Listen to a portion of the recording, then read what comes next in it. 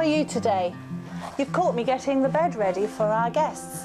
We run a bed and breakfast here. It's a bit like a hotel or an inn.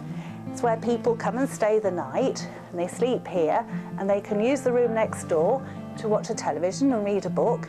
And then in the morning, when they get up, they come downstairs and I cook a really nice breakfast for them.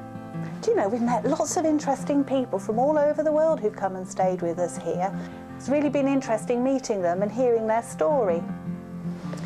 Anyway, I better get it sorted out. Oh, I think I need to put some water in these flowers.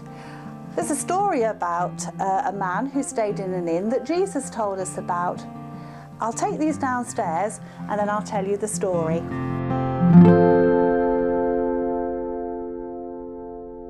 Well, are you sitting comfortably? Let me get back to that story about the man who stayed in the inn. One day, a man who thought he knew everything there was to know about everything came up to try and test Jesus by asking him a really tricky question. The man asked him, "Teacher, what must I do to receive eternal life?" In other words, what he was asking was, what do I have to do to please God and get into heaven? Jesus knew the man was only trying to test him, and so he answered him with another question. What does the Jewish Bible say?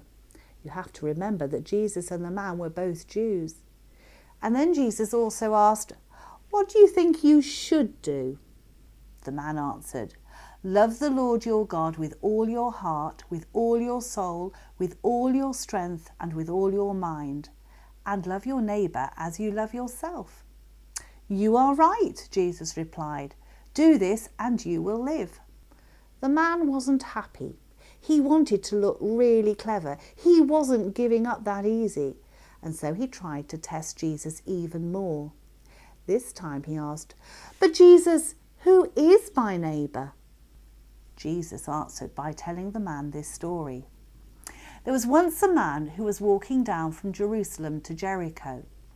Now, there are some things we have to remember here. In these days, when Jesus lived, there were no trains or buses or cars and not even bikes.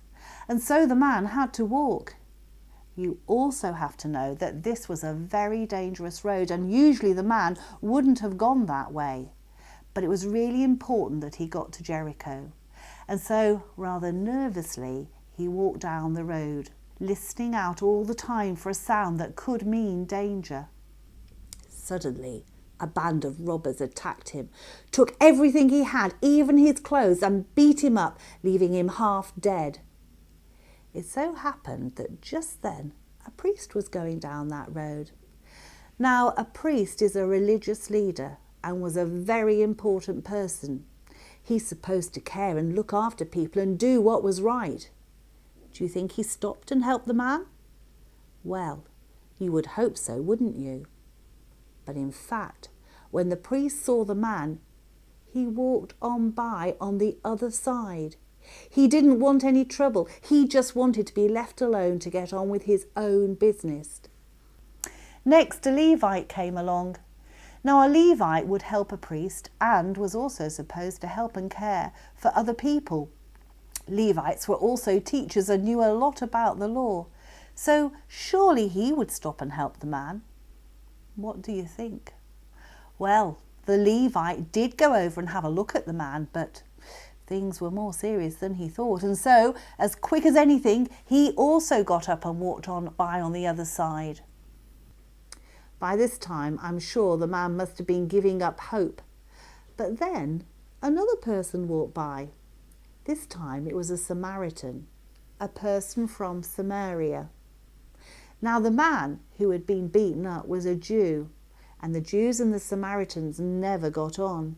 They were always arguing and fighting over things, so the man didn't have much hope that he was going to get any help from him. But much to the man's surprise, when the Samaritan saw what had happened, his heart was filled with pity.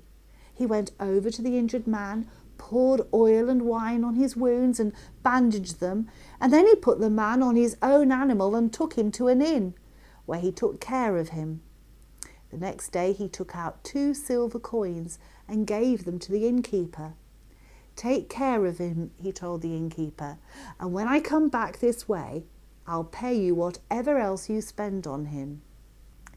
When Jesus had finished telling the story, he turned to the man who had first asked the question and asked, "In your opinion, which of these three acted like a neighbour toward the man attacked by the robbers?"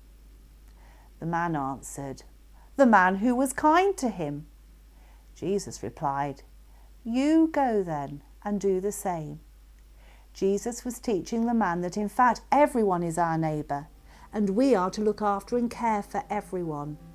It doesn't matter who they are, whether they're our best friends or people we don't really get on with or people we don't like very much, but we should treat everyone with love and kindness. That's what makes God happy to see. Oh, there are my guests. I hope they had a better journey than the man in Jesus' story. Well, do come back again soon, and perhaps I can tell you another of Jesus' parables. Bye for now.